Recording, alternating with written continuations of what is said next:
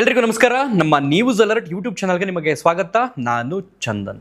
ಒಂದಲ್ಲ ಒಂದು ವಿಚಾರದಲ್ಲಿ ತಮಿಳುನಾಡಿನ ರಾಜಕೀಯ ದಿನದಿಂದ ದಿನಕ್ಕೆ ಮುನ್ನೆಲೆಗೆ ಬರ್ತಾನೆ ಇದೆ, ಸುದ್ದಿಯಲ್ಲಿದೆ. ಇತ್ತೀಚೆಗಷ್ಟೇ ತಮಿಳುನಾಡಿನ ವಿಧಾನಸಭಾ ಚುನಾವಣೆ ಮುಗಿದಿದ್ದು ನಿಮಗೆ ಗೊತ್ತಿದೆ. ದೊಡ್ಡ ಮಟ್ಟದ ಸಕ್ಸಸ್ ಅನ್ನ ನಟ ವಿಜಯ್ ಅವರಲ್ಲಿ ಪಡ್ಕೊಂಡು ಪ್ರೆಸೆಂಟ್ ಈಗ ಸಿಎಂ ಆಗಿರುವಂಥದ್ದನ್ನು ಕೂಡ ನೀವು ಗಮನಿಸಿದ್ದೀರಿ. ಆಳವಾಗಿ ಬೇರೂರಿದ್ದಂತಹ ಎರಡು ಪಕ್ಷಗಳು ಅಂತಂದ್ರೆ DMK ಹಾಗೇನೆ AIADMK. ಇವೆರಡು ಪಕ್ಷಗಳ ನಡುವೆ ಯಾರೇ ಬಂದರೂ ಕಷ್ಟ ಅನ್ನುವಂಥ ಒಂದು ಮಾತಿತ್ತು. ಆ ಮಾತನ್ನ ಸುಳ್ಳು ಮಾಡಿದಂಥವರೇ ನಟ ವಿಜಯ್ ಅವರು, ಪ್ರೆಸೆಂಟ್ ಈಗ CM ವಿಜಯ್ ಅವರು. ಸೊ BJP ಆ ನಾಡಿನಲ್ಲಿ AIADMK ಜೊತೆಗೆ ಮೈತ್ರಿ ಮಾಡಿಕೊಂಡು ಆ ಅಷ್ಟು ವಿಧಾನಸಭಾ ಕ್ಷೇತ್ರಗಳ ಪೈಕಿಯಲ್ಲಿ ಒಂದು ಸೀಟನ್ನು ಗೆಲ್ಲುತ್ತೆ.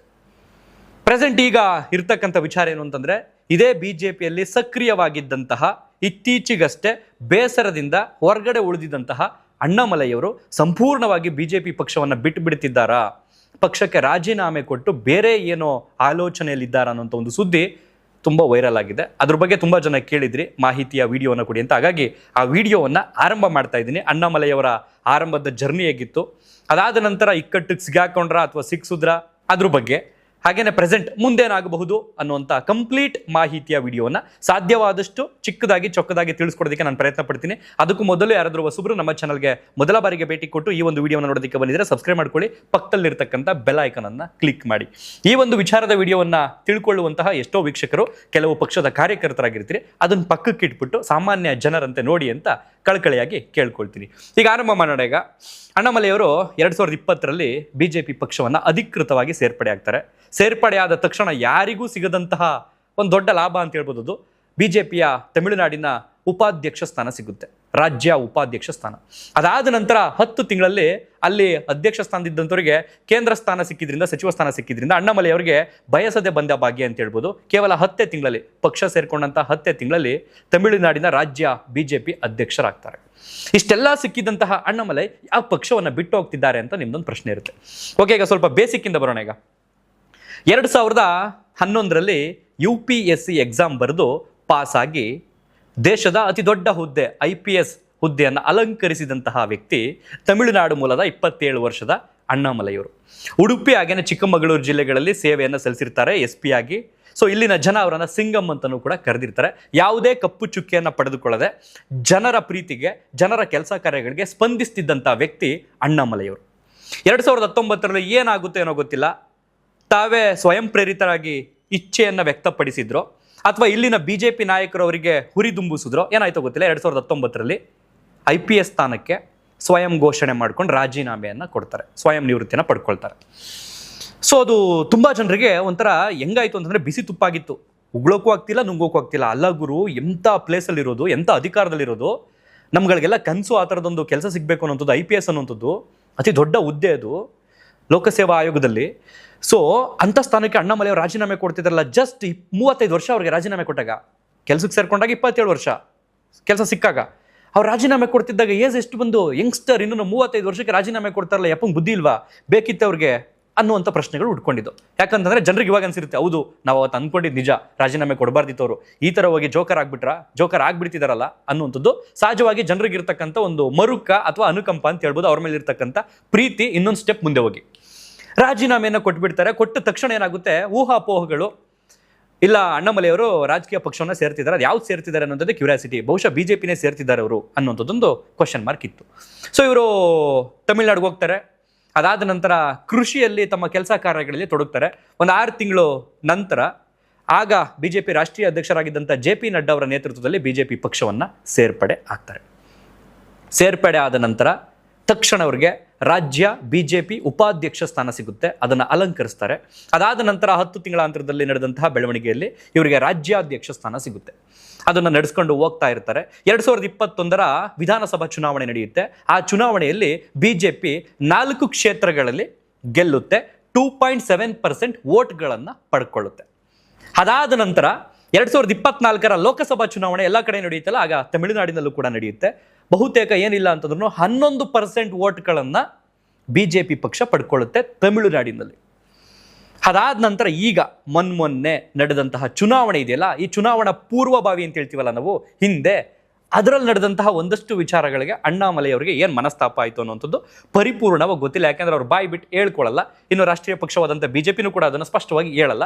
ಹಾಗಾಗಿ ಕೆಲವೊಂದು ಕ್ವಶನ್ ಮಾರ್ಕ್ ಹಾಕೊಂಡು ನಾವು ಇದಕ್ಕೆ ಮುನ್ಸ್ಕೊಂಡ್ರ, ಇದಕ್ಕೆ ಬೇಸರವನ್ನು ವ್ಯಕ್ತಪಡಿಸಿದ್ರ, ಇದಕ್ಕೆ ಸ್ವಲ್ಪ ಬಿಜೆಪಿಯಿಂದ ಡಿಸ್ಟೆನ್ಸ್ ಅನ್ನ ಕಾಯ್ಕೊಂಡ್ರ ಅನ್ನುವಂಥದ್ದನ್ನು ನಾವು ಕ್ವಶನ್ ಮಾರ್ಕ್ ಹಾಕೊಬೇಕಷ್ಟೇ.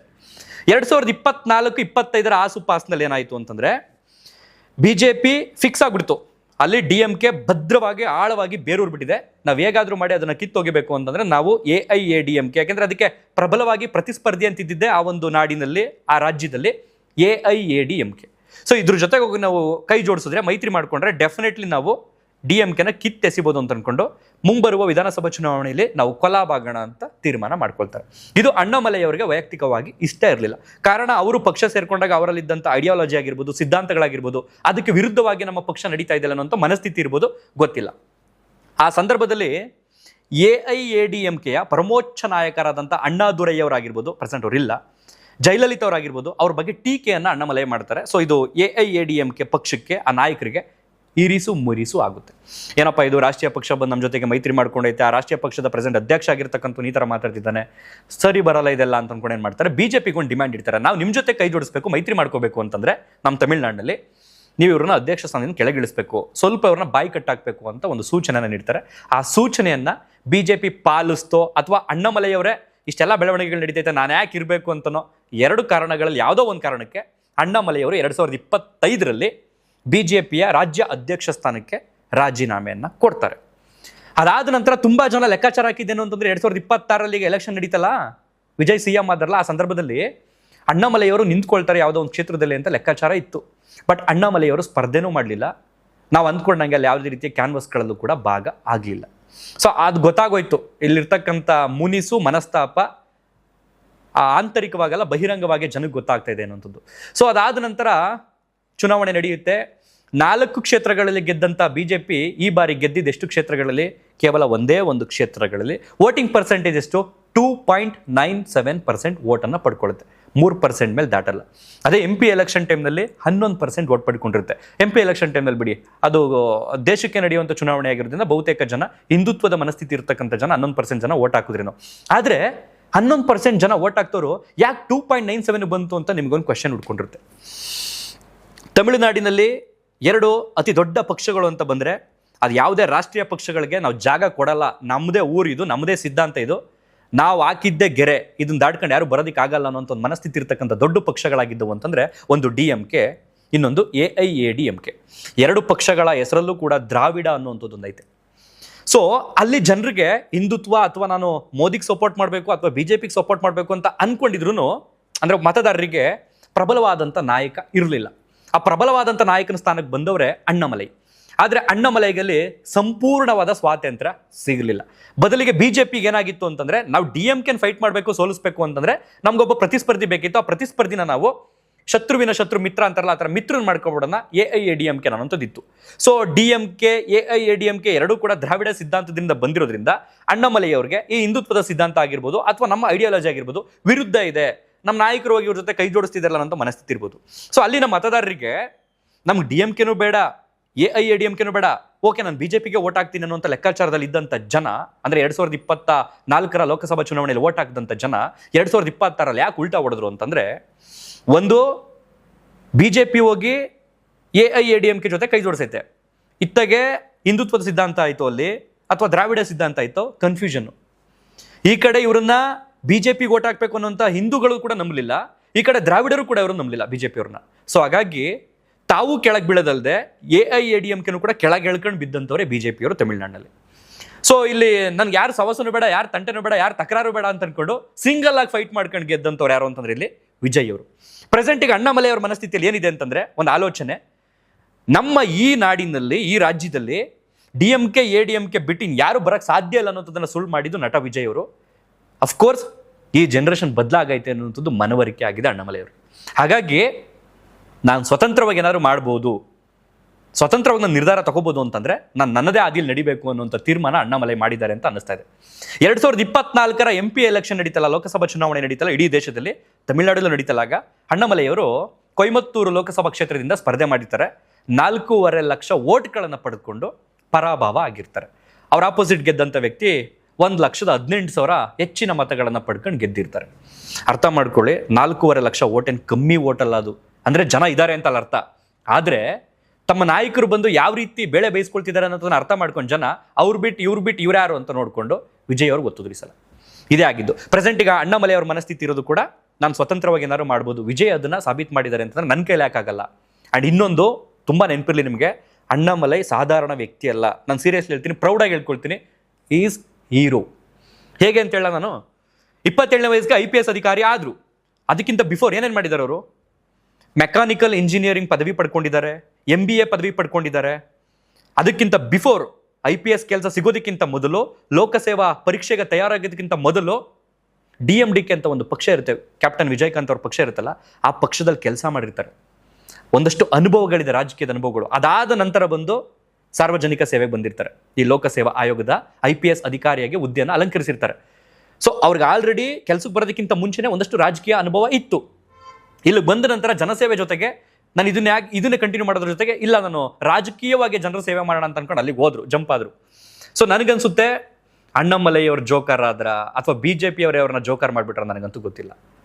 ತಮಿಳ್ನಾಡು ಪಾಲಿಟಿಕ್ಸ್ಗೆ ಹೋಗದೆ ಅಣ್ಣಾಮಲೈ ಅವರೇನಾದರೂ ಚಿಕ್ಕಮಗಳೂರು ಅಥವಾ ಉಡುಪಿ ಅಥವಾ ಈ ಭಾಗದಲ್ಲಿ ಎಲ್ಲಾದರೂ ಸ್ಪರ್ಧೆ ಮಾಡಿದರೆ ಅದು ರಾಜಕೀಯ ಪಕ್ಷಗಳಿಂದನೇ ಅಲ್ಲ, ಅವ್ರು ಇಂಡಿಪೆಂಡೆಂಟಾಗಿ ಸ್ಪರ್ಧೆ ಮಾಡಿದರೆ ರಾಜೀನಾಮೆ ಕೊಟ್ಟ ನಂತರ ಡೆಫಿನೆಟ್ಲಿ ಇಲ್ಲಿ ಗೆಲ್ತಿದ್ರು ಎಲ್ಲಾದರೂ ಒಂದು ಕ್ಷೇತ್ರದಲ್ಲಿ. ಬಟ್ ಅವರಿಗೇನೋ ಒಂದು ಆಸೆ ಇತ್ತು, ನನ್ನ ತವರು, ನನ್ನ ಹುಟ್ಟೂರು, ನನ್ನ ಹುಟ್ಟಿನ ನಾಡಿದು, ಇಲ್ಲೇನೋ ಮಾಡಬೇಕು ಅಂತ ಅನ್ಕೊಂಡು ಹೋದ್ರು. ಬಟ್ ಇವತ್ತು ಇಂಥ ಪರಿಸ್ಥಿತಿಗೆ ಬಂದಿದ್ದಾರೋ ಅಥವಾ ತಂದಿದ್ದಾರೋ ಗೊತ್ತಿಲ್ಲ.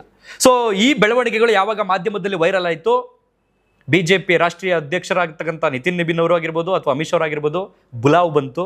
ನೆನ್ನೆ ಅಣ್ಣಾಮಲೈ ಅವರು ದೆಹಲಿಗೂ ಕೂಡ ಹೋಗಿ ಭೇಟಿ ಮಾಡ್ಕೊಂಡು ಬಂದರು.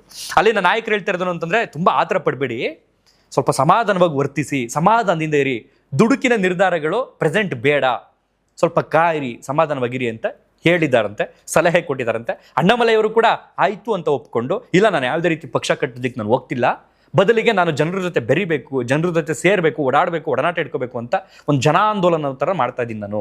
ಸೊ ಹಾಗಾಗಿ ಯಾವುದೇ ರೀತಿ ಪಕ್ಷ ಕಟ್ತಿಲ್ಲ, ಹಾಗೇನಾದ್ರು ಕಟ್ಟಿದ್ರೆ ಬಹುಶಃ ನಿಮ್ಮ ಗಮನಕ್ಕೆ ತರ್ತೀನಿ ಅಂತ ಹೇಳ್ಬಿಟ್ಟು ಬಂದಿದ್ದಾರಂತೆ.